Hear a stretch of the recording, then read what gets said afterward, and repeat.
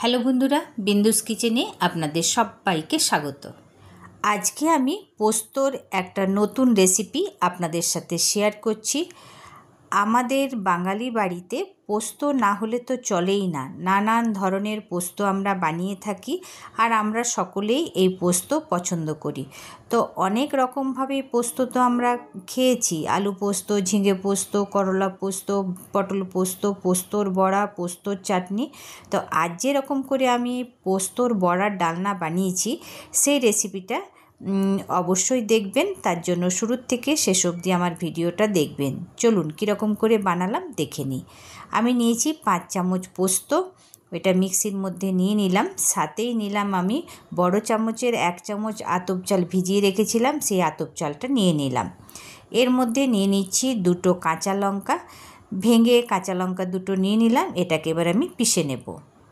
পোস্তটা আমার বাটা হয়ে গেছে।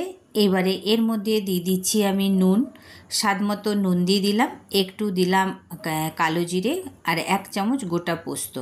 খুব ভালো করে হাত দিয়ে এটাকে মেখে নিচ্ছি। খুব ভালোভাবে মেখে নিলাম। তেল গরম দিয়ে দিয়েছি। এবার আমি বড়াগুলোকে ভেজে নেব। তো কড়াইয়ের মধ্যে এক এক করে সমস্ত বড়াগুলো ছেড়ে দিলাম। পোস্ত দিয়ে কোনো রেসিপি বানাতে চাইলে পোস্ত যদি কম থাকে তাহলেও কিন্তু এই রেসিপিটা দুর্দান্ত হয়। একবার অবশ্যই বানিয়ে দেখবেন, দারুণ টেস্ট। এবারে বড়াগুলো ভেজে নিলাম। এবার এগুলোকে তুলে নিচ্ছি। ওই কড়াইয়ের মধ্যে দিয়ে দিলাম 1 চামচ জিরে, 2টো তেজপাতা, একটা শুকনো লঙ্কা, অল্পখানি হিং আর দিয়ে দিচ্ছি অল্পখানি হলুদ। এইগুলোকে একটু নাড়াচাড়া করে এর মধ্যে দিয়ে দিচ্ছি ডুমো করে কেটে রাখা আলু। একটা বড় সাইজের আলু আমি ডুমো করে কেটে নিয়েছি, কেন আমি পরিমাণটা একটু কমই বানাচ্ছি। আপনারা নিজেদের লোক অনুযায়ী পরিমাণটা রাখবেন। খুব ভালো করে আলুগুলো ভেজে নিয়ে এর মধ্যে দিয়ে দিচ্ছি স্বাদ মতো নুন, পরিমাণ মতো হলুদ দিয়ে একটুখানি নাড়াচাড়া করে নেব। একটুখানি নাড়াচাড়া করে নেওয়ার পর এর মধ্যে দিয়ে দিলাম একটা টমেটো। 4 ভাগ করে কেটে নিয়েছি। 2 চামচ আদা বাটা। এইটা আজকে আমি সম্পূর্ণ নিরামিষ বানাচ্ছি। এইটা নিরামিষ দিনের একটা কিন্তু দারুণ রেসিপি। এবারে দিয়ে দিচ্ছি শুকনো মশলা। দিয়ে দিলাম 1 চামচ ধনে গুঁড়ো, 1 চামচ জিরে গুঁড়ো আর দিয়ে দিচ্ছি একটুখানি জল, কেন শুকনো মশলা তো পুড়ে যাবে, সেই জন্য একটু জল দিয়ে কিছুক্ষণ আরও এটাকে কষাবো। খুব ভালো করে কষিয়ে নিয়ে দিয়ে দিলাম 1/2 চামচ আমি কাশ্মীরি লঙ্কার গুঁড়ো। আবারও কিছুক্ষণ কষিয়ে নিচ্ছি আর প্রয়োজন হলে জল দিয়ে দিয়েই কষাবো। দেখুন আমি জল দিয়ে দিয়েই মশলাটার সাথে আলুগুলোকে কষিয়ে নিলাম। খুব ভালো করে কষানো হয়ে গেল। এবারে এর মধ্যে এখন আমি দিয়ে দিচ্ছি পরিমাণ মতো জল। জল দিয়ে একটু ভালো করে নাড়াচাড়া করে নেব, যাতে সব কিছু মশলা আলুর সাথে ভালোভাবে মিলে যায়। এবারে দিয়ে দিলাম আমি পোস্তর বড়াগুলো দিয়ে ভালো করে নাড়াচাড়া করে নিচ্ছি। খুব ভালোভাবে ফুটে উঠেছে। এইবারে এটাকে এখন আমি 5 মিনিটের জন্য ঢেকে দেব।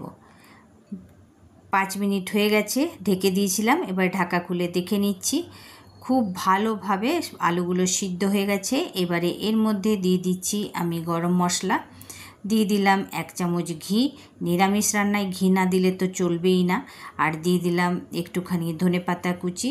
বাস, এখন এটাকে এটাকে আমি পরিবেশন করা আগে অবধি এটাকে ঢেকে রাখবো, কেননা ঘি গরম মশলার গন্ধটা যেন রান্নাটার মধ্যেই বজায় থাকে। 5 মিনিটের জন্য ঢেকে দিয়েছিলাম।